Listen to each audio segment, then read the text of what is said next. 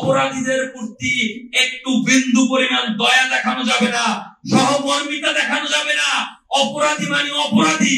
সচিবদের দায়িত্ব পালন করা হয়েছিল, সবাই খারাপ বলছি না, কিন্তু অধিকাংশই যারা খারাপ আছে তাদের খোঁজ খবর নিয়ে তাদেরকে দায়িত্ব থেকে সরিয়ে বিচারের আওতায় আনতে হবে। সার্বভৌমত্ব আন্দোলন এমন একটি প্ল্যাটফর্ম হবে যেটা জনগণের আশা আকাঙ্ক্ষার আলো হবে। আমরা বলতে চাই 52 বছরে জনগণ বিপ্লব করেছে, জীবন দিয়েছে, প্রাণ দিয়েছে, আহত হয়েছে, পঙ্গু হয়েছে, চোখ হারিয়েছে, কিন্তু বাংলাদেশের জনগণ তাদের স্বপ্নের বাংলাদেশ পায়নি। সেই স্বপ্নের বাংলাদেশ গঠনে আমাদের ভূমিকা পালন করতে হবে, আমাদের এগিয়ে আসতে হবে। কোন লুটেরা শ্রেণীকে আবারও সুযোগ দেওয়া যাবে না। তাই আমরা বলতে চাই আমাদের সতর্ক হতে হবে এবং প্রত্যেকটা জায়গায় আমাদের রুখে দাঁড়াতে হবে। পরিশেষে আমরা বলতে চাই এই সরকারকে সহযোগিতার আহ্বান জানিয়ে বলতে চাই, পাশাপাশি বলতে চাই অপরাধীদের প্রতি একটু বিন্দু পরিমাণ দয়া দেখানো যাবে না, সহমর্মিতা দেখানো যাবে না। অপরাধী মানে অপরাধী। রাষ্ট্র এই ছাত্র জনতার রক্তস্নাত বিজয়কে ভুলণ্ঠিত করার পরিকল্পনা করছে। আমরা বলতে চাই এই রাষ্ট্রের চেয়ে শেখ হাসিনার দোসররা লুটপাট করে অর্থের দিক দিয়ে অনেক শক্তিশালী, তাদেরকে চিহ্নিত করে আইনের আওতায় আনুন, নাইলে এই ছাত্র জনতার বিজয়কে তারা ষড়যন্ত্রের মাধ্যমে ধূলিসাৎ করার চেষ্টা করা হবে। তাই আমরা বলতে চাই এই বাংলাদেশে, এই জনতার বাংলাদেশে কাউকে যেন এক বিন্দু পরিমাণ সুযোগ না দেওয়া হয়।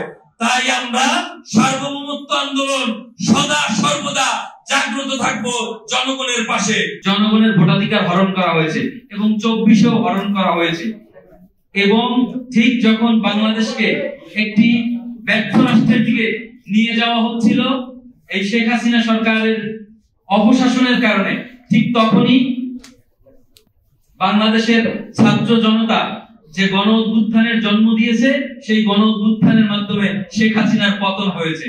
কিন্তু বেসিক্যালি জুলাইতে যে একটি গণ বিপ্লব হয়েছে, গণ অভ্যুত্থান হয়েছে, এর পিছনে বাংলাদেশের মুক্তিকামী জনগণ সুদীর্ঘ 15 বছর ধরে লড়াই সংগ্রাম করেছে। আপনাদের একটি কথা মনে রাখতে হবে, এই 1 মাসের যারা বিপ্লবী তারাই শুধু বিপ্লবী না, আর 1 মাসের যারা অপরাধী তারাই শুধু অপরাধী না। আমরা দেখতে পাচ্ছি 10 বছর আগে যারা অপরাধ করেছে এখন তারা চুপে চুপে এসে বিপ্লবী সাজতে চায়। তবু অপরাধ করেছে, অপরাধের সাথে যুক্ত ছিলেন, সকলের তালিকার মাধ্যমে বিচারের আওতায় আনা হবে। আমরা বলতে চাই বিচারপতি খায়রুল হক, আপনি বলেছিলেন যে তত্ত্বাবধায়ক সরকার থাকবে না, এই বলে এদেশের জনগণের ভোটার অধিকারকে হরণ করেছিলেন। আমরা বলতে চাই তৎকালীন সময়ে 2014 সনের নির্বাচন কমিশনার, পরবর্তীতে নুরুল হুদা নির্বাচন কমিশন, পরবর্তীতে আউয়ালের নির্বাচন কমিশনে কিভাবে জনগণের ভোটাধিকারকে হরণ করেছিলেন, কিভাবে এই রাষ্ট্রকে নৈরাজ্যের দিকে ঠেলে দিয়েছিলেন, আপনাদের সকলকে বিচারের আওতায় আনা হবে। আমরা বলতে চাই এই দুঃশাসনের আমলে এই আওয়ামী লীগের যারা এমপি ছিল, যারা মন্ত্রী ছিল, যারা সচিবের দায়িত্ব পালন করেছিল, কাউকে বিন্দু পরিমাণ ছাড় দেওয়া হবে না।